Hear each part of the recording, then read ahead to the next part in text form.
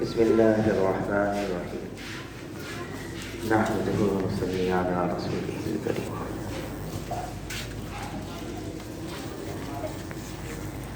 اللہ تعالیٰ نے انسانوں کے لیے جزا اور سزا کا وقت مقرر کیا ہے، اور وہ آخرت میں حشر کے میدان میزان قائم ہوگا، اعمال تولے جائیں گے، نیکی کی ہے وہ بھی تولا جائے گا، برائی کی ہے وہ بھی تولا جائے گا، اور اس اعتبار سے اس کے ساتھ معاملہ کیا جائے گا۔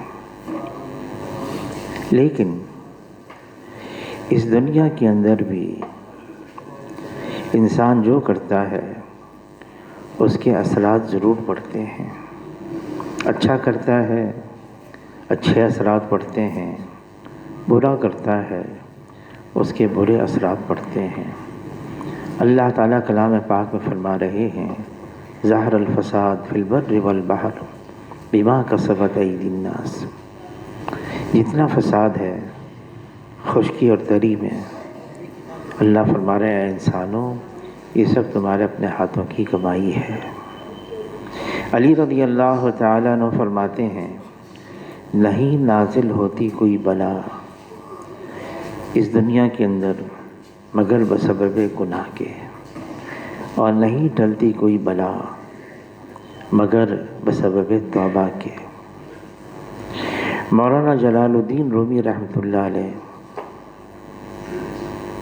وہ فرماتے ہیں کہ اللہ تعالیٰ نے اس امت پر جہاں بے شمار انعامات فرمائے ہیں، ایک بہت بڑا انعام یہ بھی فرمایا ہے، اس امت کے سامنے یعنی حضور صلی اللہ علیہ وسلم کی امت کے سامنے پچھلی قوموں کے واقعات بیان کرتی ہے، اور یہ بھی بیان فرمایا کہ ان قوموں پر عذاب کیوں نازل ہوا، اور ایسا عجیب عجیب عذاب کہ نوح علیہ السلام کی قوم پر اللہ نے پانی کا عذاب نازل فرمایا، اور وہ کس وجہ سے؟ انہوں نے اللہ کی نافرمانی کی، منمانی کی، گناہ کیے، اللہ کے احکامات کو توڑا۔ اس وجہ سے اللہ تعالیٰ نے اس قوم کو پانی کے عذاب میں ختم فرما دیا۔ پھر قوم عاد، اللہ تعالیٰ نے ایسی تیز سرکش ہوا بھیجی، وہ قوم ختم ہو گئی۔ کس وجہ سے؟ انہوں نے اللہ کی نافرمانی کی، اللہ کے حکم کو توڑا۔ قوم سمود، یہ ساری قوموں کے واقعات اللہ نے ہمیں بتا دیے۔ قوم سمود ایک چیخ آئی، کلیجے پھٹ گئے، وہ قوم ختم ہو گئی۔ قوم لوط، اللہ تعالیٰ نے اس قوم کو زمین سے اٹھا کر اوپر آسمان پر وہاں سے پلٹ دیا۔ پھر قوم شعیب، اللہ تعالیٰ نے انہوں نے سمجھا کہ یہ بادل ہے اور یہ ہمارے لیے سائبان کا کام دے گا، اس میں سے بارش آئے گی، اس میں سے تو آگ نکلی، قوم ختم ہو گئی۔ یہ سارے واقعات ہمیں بتا دیے۔ تو مولانا جلال الدین رومی رحمۃ اللہ علیہ فرماتے ہیں، ہم اللہ کا شکر ادا کریں، اللہ نے یہ واقعات ہمیں بتا دی ہے، اور ہم ان باتوں سے بچیں۔ گناہوں کی وجہ سے مضر اثرات آتے ہیں۔ عبداللہ ابن عمر رضی اللہ تعالیٰ عنہ فرماتے ہیں کہ جب بے حیائی عام ہو جاتی ہے، گانے بجانے عام ہو جاتے ہیں، اللہ کی نافرمانی کھلے عام کی جاتی ہے، تو پھر اللہ تعالیٰ ایسی بیماریاں بھیجتے ہیں، آدمی حیران ہو جاتا ہے۔ ایسی بیماری ہمارے باپ دادوں نے اس کے بارے میں سنا بھی نہیں، عجیب قسم کی بیماریاں۔ عائشہ رضی اللہ تعالیٰ عنہ سے پوچھا، زلزلہ کیوں آتا ہے؟ فرمایا، جب فحش عام ہو جائے، زنا عام ہو جائے، گانا بجانا عام ہو جائے، شراب نوشی عام ہو جائے، پھر اللہ کی غیرت کو جوش آتا ہے، اور اللہ تعالیٰ اپنی زمین کو حکم دیتے ہیں، وہ ہلتی ہے اور زلزلہ آتا ہے۔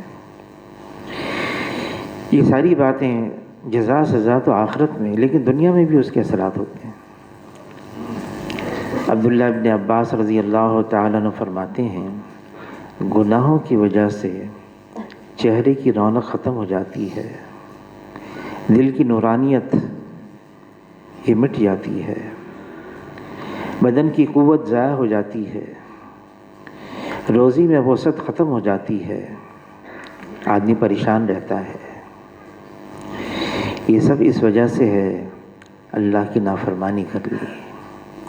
یہ کائنات اللہ کی ہے، اس کو اللہ نے بنایا ہے اور یہ اللہ کی ملکیت میں ہے، اور یہاں جو کچھ ہے اللہ کی طرف سے ہے، فیصلہ تو اللہ کا ہے، حکم اللہ کا ہے اور غلبہ اللہ کا ہے۔ یہاں وہ ہوگا جو اللہ چاہیں گے۔ ہاں، مولانا یوسف قادری رحمۃ اللہ علیہ انہوں نے یوں لکھا ہے، ان کے ملفوظات میں ہے، اس امت کے لیے اللہ تعالیٰ نے گناہوں کا کفارہ یہ رکھا ہے کہ آپس کی لڑائی جھگڑے جب یہ ہوتے ہیں تو یہ کفارہ بن جاتے ہیں اس امت کے لیے۔ ہاں، اچھے انداز میں انہوں نے کہا، یہ نہیں کہا کہ اللہ کا عذاب آتا ہے، یہ آپس کی لڑائیاں، آپس کے جھگڑے، اللہ تعالیٰ فرماتے ہیں ہمارے لیے کیا مشکل ہے، ہم تمہیں گروہوں میں تقسیم کر دیں اور پھر آپس میں لڑا دیں۔ یہ اس امت کے اندر کئی دفعہ ہو چکا ہے، اور یہ اس وجہ سے ہے، فرمایا کہ آپس کی لڑائی یہ دین کو اس طرح سے مونڈنے والی ہے جیسے اس طرح سے سر کے بال کو مونڈ دیا جاتا ہے۔ اختلاف رائے اپنی جگہ پر ہے، آدمی کو اختلاف ہو سکتا ہے۔ حضور صلی اللہ علیہ وسلم جب خندق سے واپس آئے اور حضور صلی اللہ علیہ وسلم کی طبیعت نفیس، غسل فرمایا، کپڑے تبدیل کیے، جبرائیل علیہ السلام تشریف لے آئے، ہم نے تو ہتھیار نہیں اتارے، تو حضور صلی اللہ علیہ وسلم نے پوچھا کیا منشا ہے اللہ کی؟ تو جبرائیل علیہ السلام نے اطلاع دی کہ بنو قریظہ کی طرف جانا ہے۔ تو حضور صلی اللہ علیہ وسلم جلدی سے باہر آئے اور اعلان کیا کہ دیکھو عصر کی نماز کوئی نہ پڑھے جب تک کہ بنو قریظہ تک نہ پہنچے۔ صحابہ کرام نے عرض کیا اللہ کے رسول کیا معاملہ ہوگا، کیا بات پائی پیش آ گئی؟ حضور صلی اللہ علیہ وسلم نے بتا دیا کہ جبرائیل علیہ السلام تشریف لائے اور انہوں نے یہی فرمایا، اچھا مشورہ کر لو۔ یہ مشورہ بھی اس امت کو عجیب دیا ہے۔ قرآن پاک کی ایک سورت کا نام ہی عاشورہ ہے۔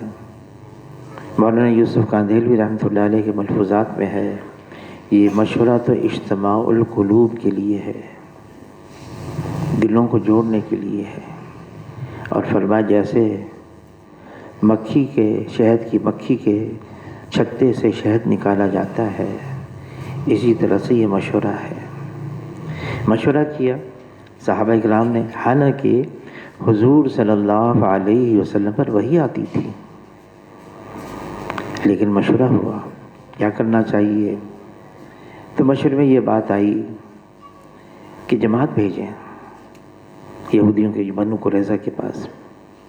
یہودیوں کا ایک قبیلہ تھا اور فلاں فلاں کو بھیجیں، ان کے منظور ہو گئی، جماعت بن گئی، جماعت روانہ بھی کی۔ راستے میں اس جماعت میں اختلاف ہو گیا۔ اختلاف کس بات کا؟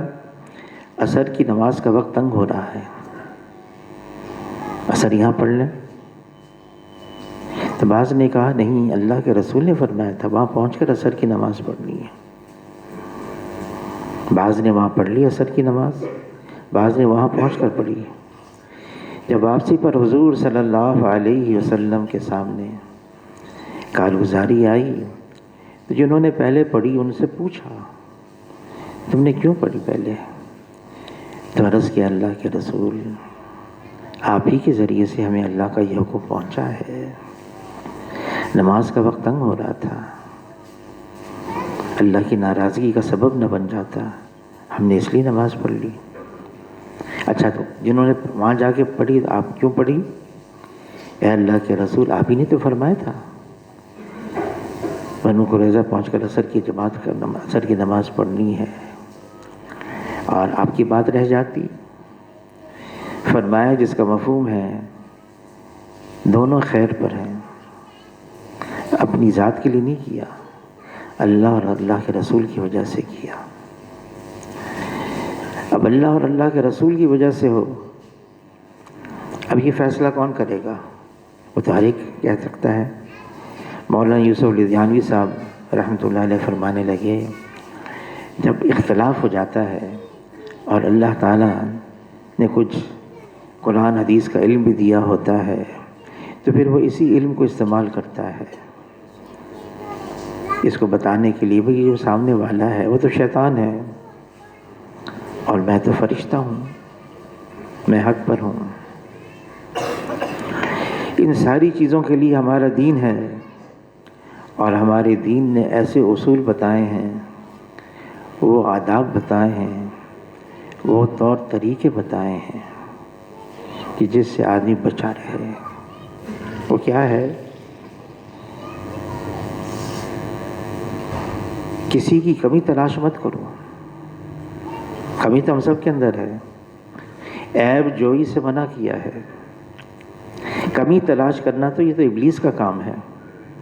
وہ تو جب آدم علیہ السلام کو بنایا اللہ نے تو ابلیس ناک کے ذریعے سے داخل ہوا، کہیں خالی ہے، کھوکھلا ہے، کچھ بھی نہیں ہے، کمی نظر آ گئی۔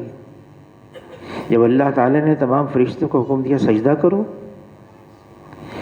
تو ابلیس نے کہا کہ یہ تو مٹی سے بنا ہوا ہے، مجھے بنایا آگ سے، خلقتنی من نار و خلقتہ من طین، میں اونچا ہوں، اس سے بہتر ہوں، میرا نسب اونچا ہے۔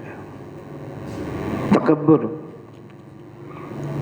انکار کر دیا اللہ کے حکم سے، کافروں میں شمار ہو گیا اس کا۔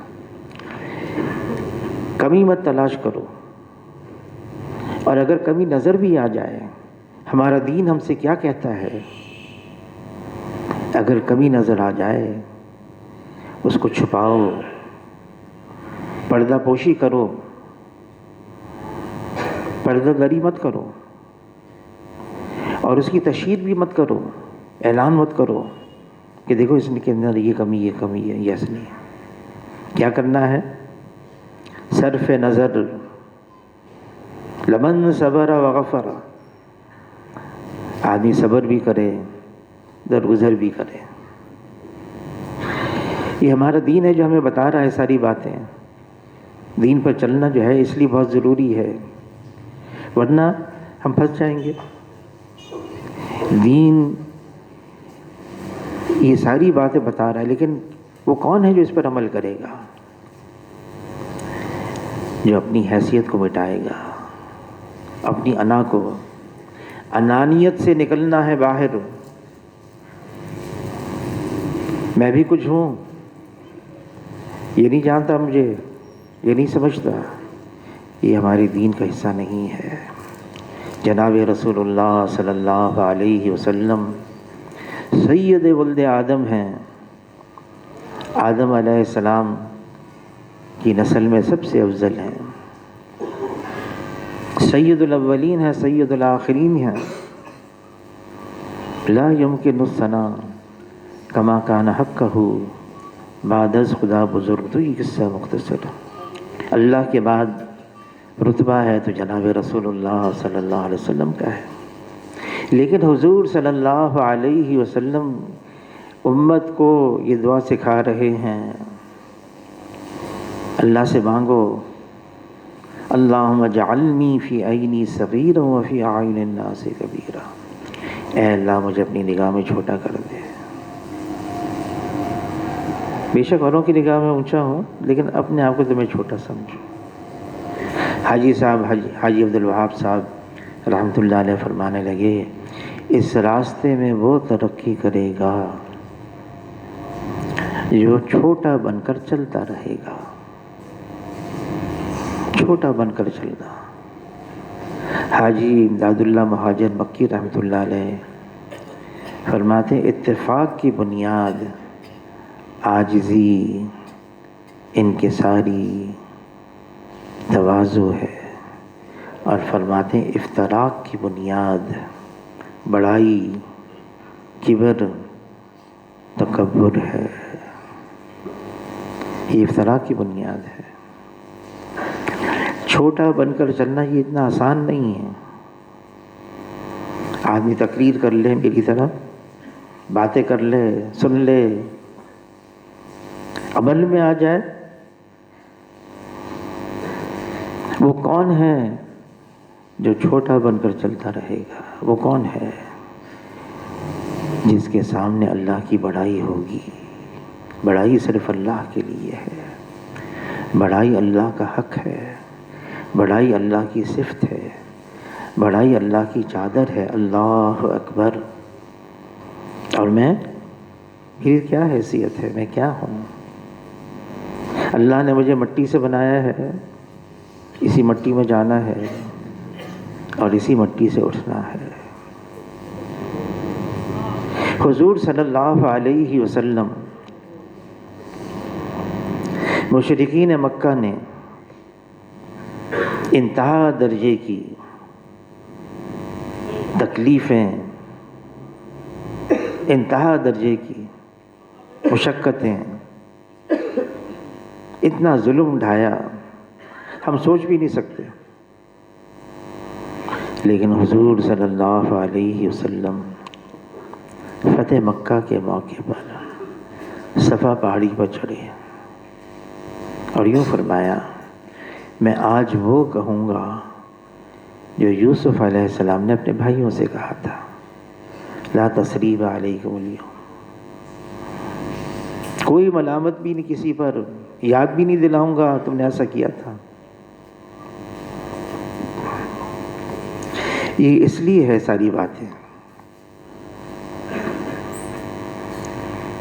یہ امت یہ اکٹھی رہے۔ آپس کی لڑائی، آپس کے جھگڑے، اس نے امت کو بہت زیادہ نقصان پہنچایا۔ مولانا یوسف قاندیلوی رحمۃ اللہ علیہ فرمانے کے صحابہ کرام مقدس جماعت جن کی تعریف اللہ نے تورات میں، انجیل میں، قرآن میں کی ہے، صحابہ کرام ایسی ہستیاں، ان کو استعمال کیا ہمارے لیے کہ دیکھو آپس کے جھگڑے لڑائی سے کتنا نقصان ہو جاتا ہے۔ اس کا بہترین طریقہ یہ ہے آدمی خامی دیکھے تو اپنے آپ اپنے اندر دیکھے، میں برا ہوں، کلو بنی آدم خطاؤن، خامیاں تو میرے اندر ہے اور بے شمار ہیں، خوبیاں دیکھنی تو اوروں کو۔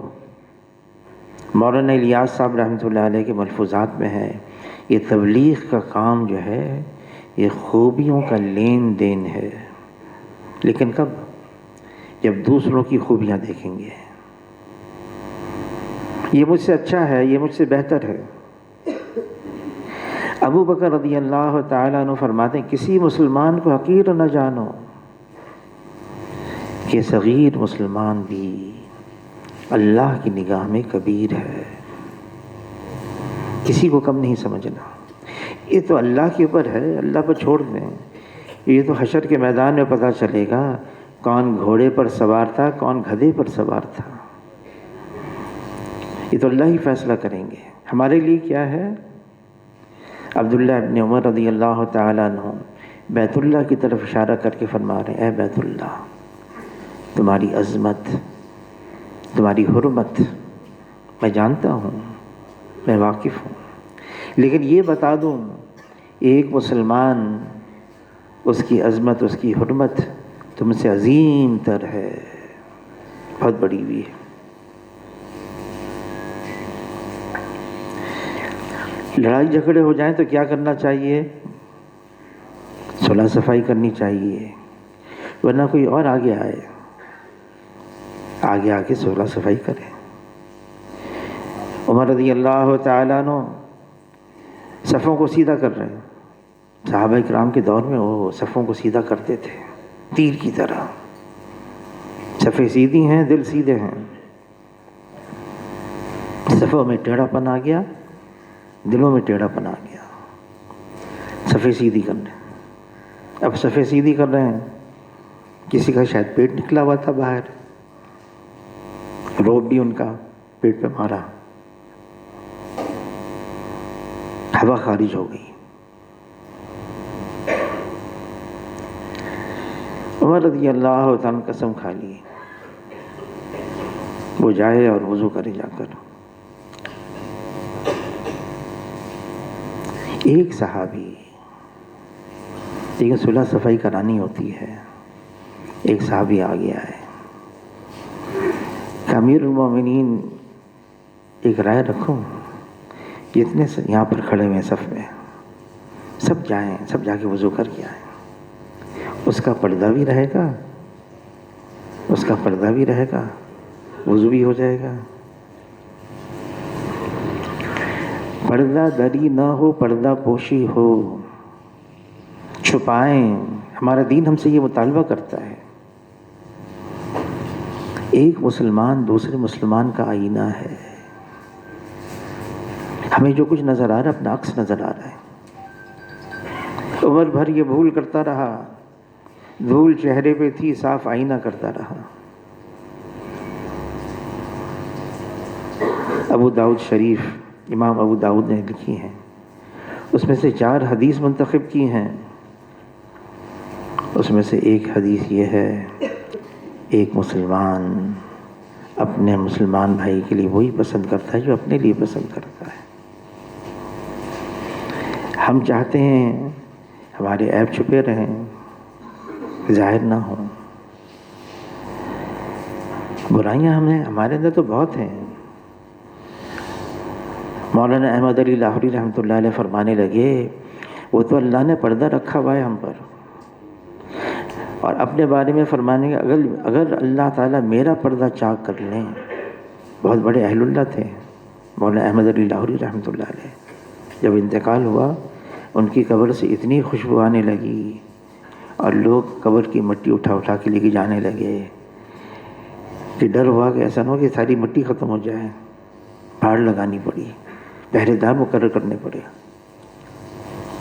تو مولانا احمد علی لاہوری رحمۃ اللہ علیہ فرمانے لگے، اللہ نے جو میرے اوپر پردہ رکھا ہوا ہے، اگر یہ چاک ہو جائے تو کوئی مجھ پر تھوکنا بھی پسند نہ کرے۔ اور واقعی حقیقت ہے، اپنے بارے ہم سوچیں۔ مولانا یوسف کاندھیلوی رحمۃ اللہ علیہ فرمانے، ہم تو گناہوں کے سمندر میں ڈوبے ہوئے ہیں، یہ تو محض اللہ کا فضل ہے، محض اللہ کا کرم ہے۔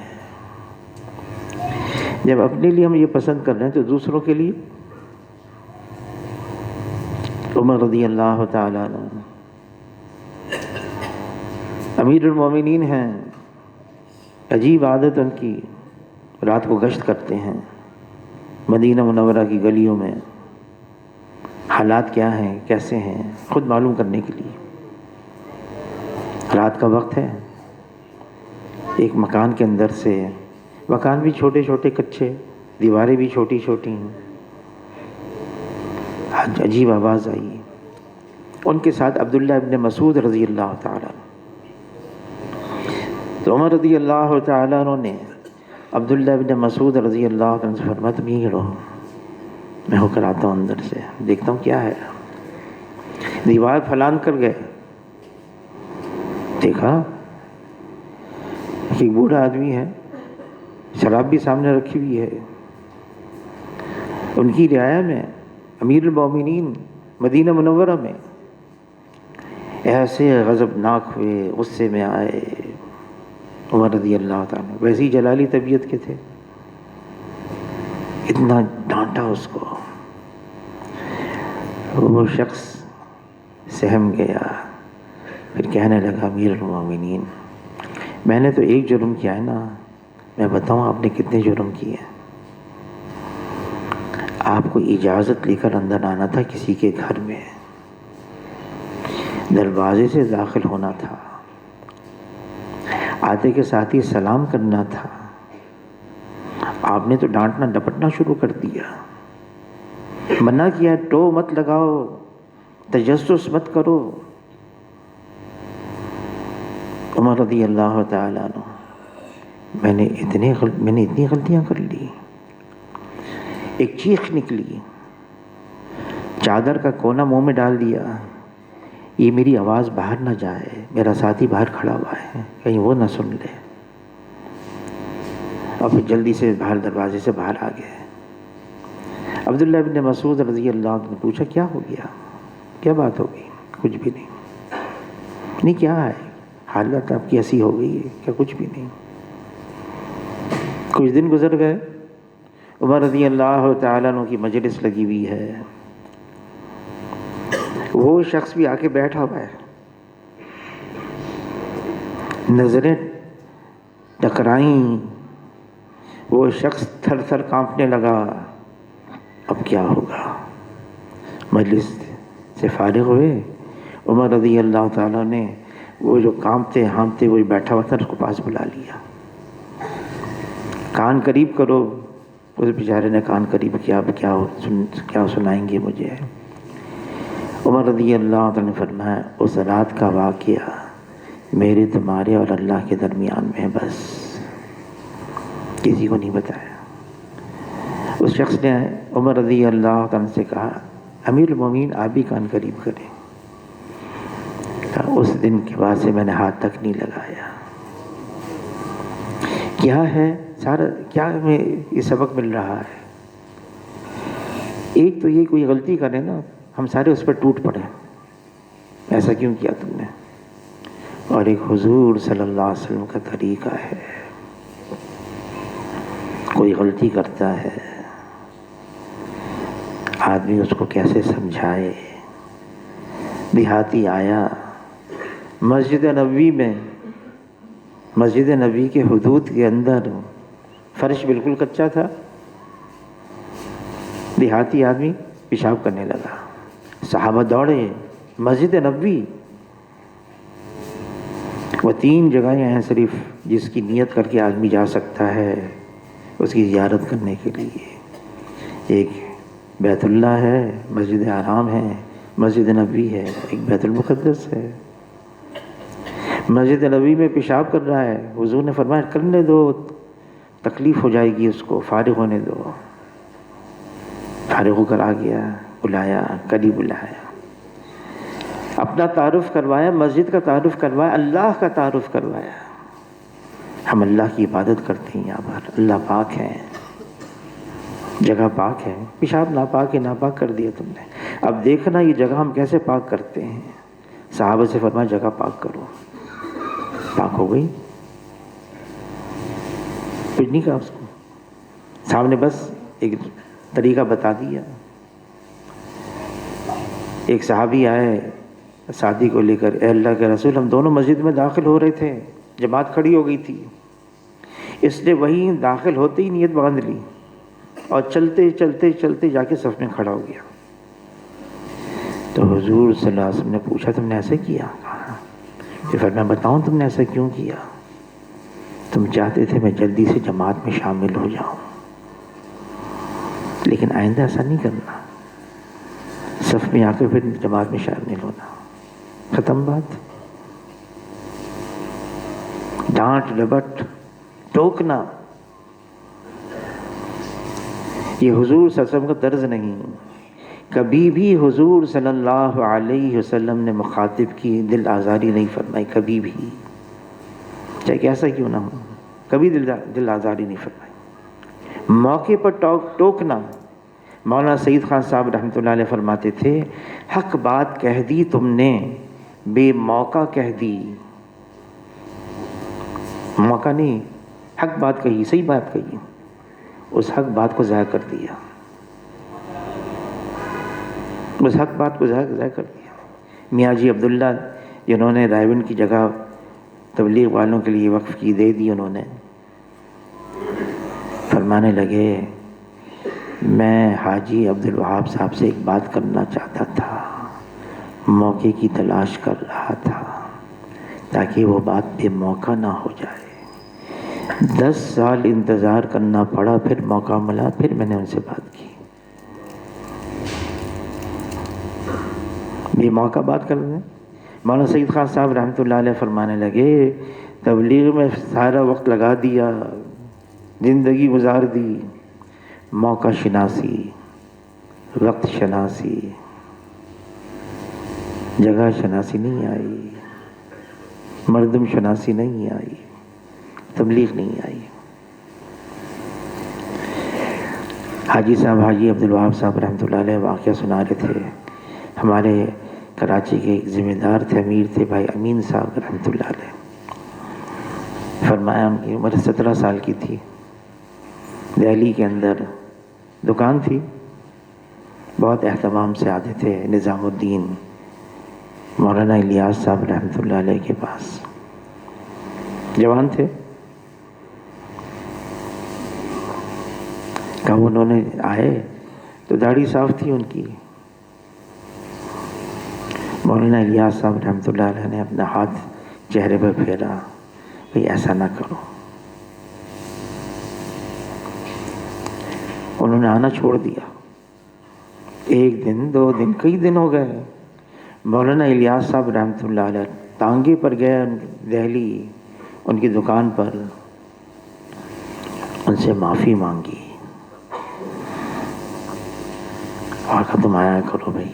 جب معافی مانگی تو پانی پانی ہو گئے بھائی امین صاحب، عمر ہی 17 سال کی تھی۔ آ گئے، رات بھی گزاری۔ مولانا الیاس صاحب رحمۃ اللہ علیہ آئینہ لے کر آ گئے کہ حضرت میں نے تو نیت کر لی، اب نہیں، حق بات کرنی ہے۔ اللہ تعالیٰ نے موسیٰ علیہ السلام کو، ہارون علیہ السلام کو فرعون کے پاس بھیجا۔ یہ بھی فرمایا انہو طغیٰ، بغاوت پر آ گیا ہے۔ اور باغی کا جو جرم ہوتا ہے نا، بغاوت پر جو آتا ہے، وہ تو سزائے موت ہے اس کا۔ اور کیا کہہ رہا تھا، کس بغاوت پر آیا؟ فرعون انا ربکم الاعلی، میں سب سے بڑا رب ہوں۔ لیکن اللہ فرما رہے ہیں موسیٰ علیہ السلام کو، ہارون علیہ السلام، نرمی سے بات کرنا۔ مامون رشید سے کسی نے دین کی بات کی، بڑے سخت انداز سے بات کی، سخت لہجے میں بات کی، دین کی بات، تو مامون رشید نے کہا دیکھو اللہ نے تم سے بہتر کو مجھ سے بدتر کے پاس بھیجا، اور یوں کہا نرمی سے بات کرنا۔ تم سے بہتر یعنی موسیٰ علیہ السلام کو، مجھ سے بدتر یعنی فرعون کے پاس بھیجا، اور فرمایا نرمی سے بات کرنا۔ دین کی بات ہے، حق بات ہے، صحیح بات ہے، چاہے وہ دین کی نہیں ہو بات، بلکہ صحیح بات ہے، اس کا بھی طریقہ بتایا ہے، انداز کیا ہو، لہجہ کیا ہو، الفاظ کیا ہوں، یہ ساری باتیں ہمیں سکھائی ہیں تاکہ وہ بات قبول کر لے۔ ہاں بعض اوقات آدمی کے دل میں کچھ اور ہوتا ہے، نصیحت نہیں ہوتی ہے، کیا ہوتا ہے اس کو نیچے دکھانا ہے، اعتراض۔ مولانا الیاس صاحب رحمۃ اللہ علیہ کے ملفوظات میں ہے اصلاح کرنا تو ضروری ہے، لیکن اعتراض کرنا یہ حرام ہے۔ کیوں؟ اصلاح کے اندر خیرخواہی کا جذبہ ہے، محبت کا جذبہ ہے، بھلائی کا جذبہ ہے، میرا مسلمان بھائی اس کا نقصان نہ ہو، اس نقصان سے بچ جائے، اس جذبے کے تحت وہ بات کرتا ہے۔ اعتراض میں اس کو نیچے دکھاؤں، اس کو ذلیل کروں، میں اس کے ساتھ میں ایسا معاملہ کروں، اس کا دل ٹوٹ جائے، اس لیے اعتراض کرنا یہ تو منع کر دیا، اصلاح کرنا، لیکن وہ بھی ہم کس انداز سے، موقع بھی ہے کہ نہیں ہے، اس موقع پر ہم ان سے بات کر سکتے ہیں۔ یہ ساری چیزیں اس لیے ضروری ہیں ہم اکٹھے رہیں، مل کر رہیں، جڑ کر رہیں۔ اس امت کے لیے مل کر رہنا، جڑ کر رہنا اس لیے ضروری ہے، اللہ نے ہماری قوت کو اجتماعیت میں رکھا ہے۔ ہماری طاقت کیا ہے؟ اکٹھا رہنا ہے۔ اگر ہم جدا ہو گئے ہماری قوت ختم ہو گئی۔ اللہ نے فرما دیا لڑنا نہیں، جھگڑنا نہیں، ورنہ کم ہمت ہو جاؤ گے اور تمہاری ہوا اکھڑ جائے گی، تتر بتر ہو جائیں گے۔ یہ عجیب بات ہے کہ جو کئی خداؤں کے ماننے والے ہیں وہ تو ہو گئے اکٹھے، جو ایک اللہ کے ماننے والے ہیں، ایک اللہ کے، ایک رسول کے، ایک کتاب کے، منزل بھی ایک ہی ہے، ہم جدا جدا ہیں، اکٹھے نہیں ہیں ہم۔ کیا چیز ہے؟ انانیت، شہوانیت، شیطانیت۔ شیطان تو مایوس ہو گیا، جزیرۃ العرب کے اندر اب بت پرستی نہیں ہوگی، لیکن وہ اس بات سے مایوس نہیں ہوا کہ آپس کے لڑائی جھگڑے نہیں ہوں گے۔ لڑانا اس کے لیے کیا مشکل ہے؟ تھوڑی سی بات پر یہ بہت بڑے عالم کہنے لگے بنی اسرائیل 40 سال تک لڑتے رہے، موسیٰ علیہ السلام جو روٹی کھاتے تھے وہ آٹا خمیری تھا یا پتیری تھا؟ یہودیوں کے اندر وہ جو روٹی ہے نا موسیٰ علیہ السلام جیسے وہ اس کی بڑی اہمیت ہے ان کے یہاں ایک دن ہوتا ہے سبات، ہفتے والا دن، اور وہاں اس دن جو ہے نا وہ کوئی تانبا یا لوہا یا ایسی چیزوں کو ہاتھ بھی نہیں لگا سکتے۔ ان کے یہاں ان کے محلے میں گئے ہم تو ان کے محلے میں لفٹ چلتی تھی، تو وہ لفٹ ہر جو ہے نا ہر اس میں ہر فلور پہ وہ رکتی تھی خود بخود، کیونکہ اس یہودی ہوتے تھے اس میں رہتے تھے، وہ بٹن نہیں دبا سکتے تھے، معدنیات کا بنا ہوتا تھا وہ، اس لیے اس کو ہفتے کے دن وہ ہاتھ نہیں لگا سکتے۔ بہرحال تو یہ یہودی لڑتے رہے آپس میں۔ یہ امت ہے حضور صلی اللہ علیہ وسلم کی امت ہے، ہمیں صبر سکھائے۔ صبر، یہ صبر ایمان کا حصہ ہے، بلکہ بعض کہتے ہیں یہ ایمان ہے۔ ضبط کرنا، برداشت کرنا، سہ جانا۔ جس کو ناگواری پر برداشت کرنا آ گیا، اب دنیا کی کوئی طاقت اس کو شکست نہیں دے سکتی۔ صحابہ فرماتے ہیں ہم نے خیروں کی خیر کو ناگواری میں پایا ہے۔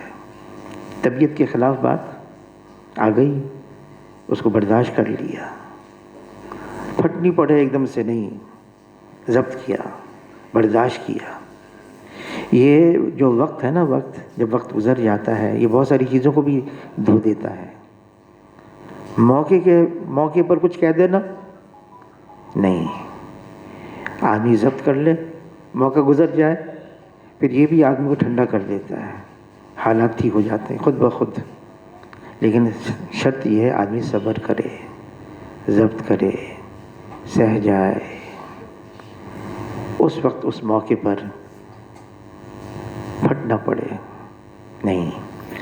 تو کیا ہے، ہمارے ایک بزرگ فرماتے ہیں آدمی کیا کرے ایسے موقع پر، یہ پڑھا کرے یا حلیم و یا کریم یا واسع المغفرہ، یا حلیم و یا کریم یا واسع المغفرہ، یا حلیم و یا کریم یا واسع المغفرہ، یہ پڑھتا رہے۔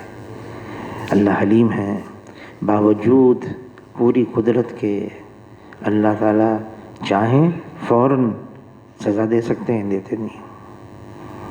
کتنی اللہ کی نافرمانی ہوتی ہے، بلکہ اگر ہم بڑے بڑے گناہوں سے بچتے رہیں اللہ چھوٹے چھوٹے گناہوں کو ویسے ہی معاف کرتے رہیں گے۔ لیکن شرط یہ ہے ہم کوشش تو کریں۔ مسلمان کی دل آزاری یہ گناہ کبیرہ ہے، کسی کا دل دکھا دینا بلا وجہ، ایسے ہی دل دکھا دینا نہیں، دل رکھنا یہ ایمان کا حصہ ہے۔ فرمایا جنت میں داخل ہو نہیں سکتے جب تک کہ ایمان والے نہ ہو، ایمان والے بن نہیں سکتے جب تک کہ ایک دوسرے کے ساتھ محبت نہ کرو، طریقہ بتاؤں محبت کرنے کا؟ ایک دوسرے کو سلام کرو. یہ سلام سے محبت پیدا ہوتی ہے. یہ تو قرب قیامت کی نشانیوں میں سے ایک نشانی ہے. جاننے والے کو سلام کرے گا، جسے جان پہچانی ہے اس کو سلام نہیں کرے گا. اور فرمایا جو سلام میں پہل کرتا ہے وہ کبر سے بری ہے. وہ کبر سے بری ہے جو سلام میں پہل کرے. اللہ تعالیٰ ہم سب کو عمل کی توفیق عطا فرما دے. جی ضرور.